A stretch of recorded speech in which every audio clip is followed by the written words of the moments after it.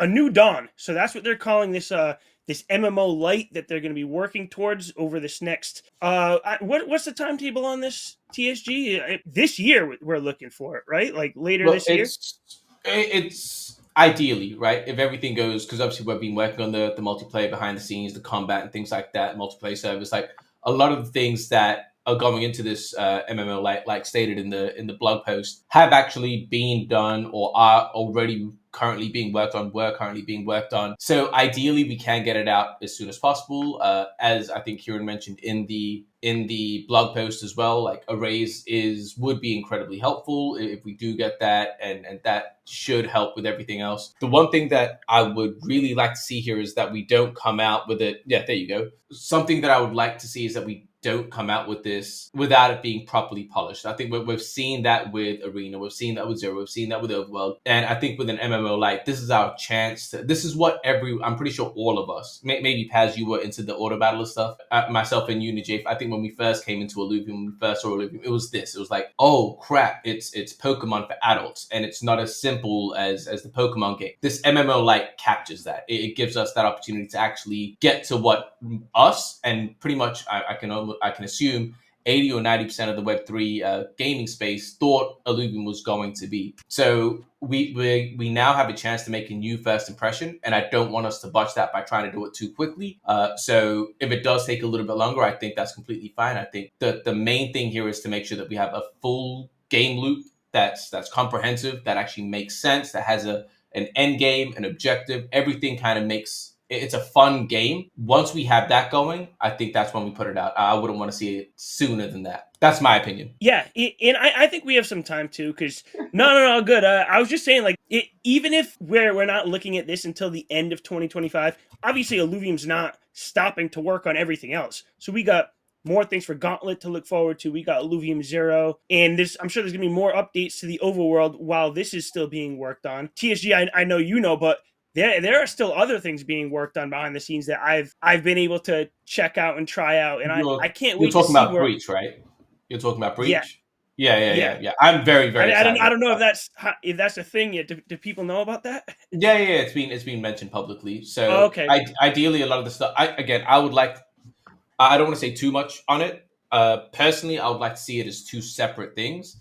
Mm-hmm. Because I just love the roguelite genre. But I think, Yep. like I said, a lot of the multiplayer, a lot of the combat can be used in both Breach and this MMO, like A New Dawn. Yep. So I think that there's a lot of cool stuff. I'm very, very excited for Breach. I'll be honest. Yeah. Yeah. Playing through Breach, like I could see. All right, I could see how the MMO light is going to be because of what's going on in Breach.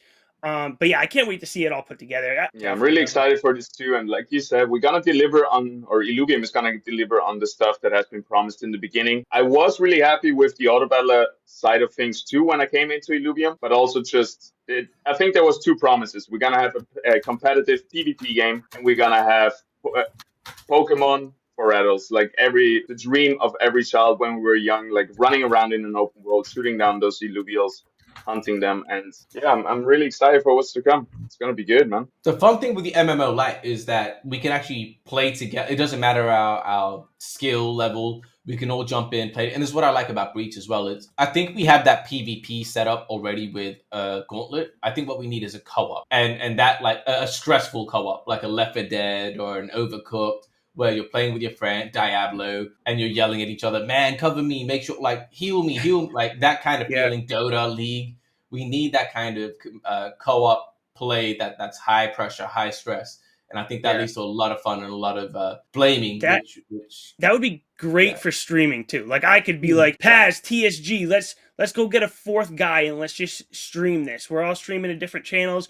We're playing through it. Like I can't That, wait for that. that's That's what gonna we be used to exciting. do. That's what me, Viper, Jimbo, and Llama used to do on Left 4 Dead, and it was just so fun because of that. It was all four of us could just jump on, play. We'd be yelling at each other. Jimbo would shoot me while I went to the bathroom. I'd loot, like, and because I was down health, the whole team was down, and we would just be cussing each other out, and it's good fun. It's like, what the hell, man? So yeah, it is. absolutely. But here's this sentence I wanted to read off. So if you haven't read through this article for MMO Lite, imagine an expansive MMO world where your ranger, alluvials, and drones grow in power and complexity as you play. Over time, you gain access to new abilities and equipment, discover hidden areas, and learn unique combat strategies. And it also goes on to say, like, raids against Leviathans. I'm still waiting for, the lore on Leviathans to come out.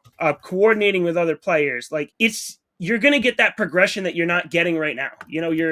I think everyone wants to be able to go through and be like, all right, so now I just leveled up my ranger a little bit. So now he's a little better at certain attributes. And we're not there yet, but making this the MMO Lite is going to let people feel that progression. Yeah, and it was already so sticky, the old world. Like a lot of players are still like religiously playing it. But to make it really sticky, you need that ranger progression that we never had. A skill tree, level up, get better, like feel something that you're progressing and not just by having more and more illuvials. That's just not enough, I think. One thing I want to bring, it's not just the progression, it's the game loop. Like, what are we progressing to? What's the end game? Like, having, I always say this, and it's something that I've learned, I might have mentioned this publicly, but there's something called MDA, in game design, which is mechanics, dynamics, aesthetic. So mechanics is the rule of the game. So in this case, a skill tree. The dynamics is how that affects the player.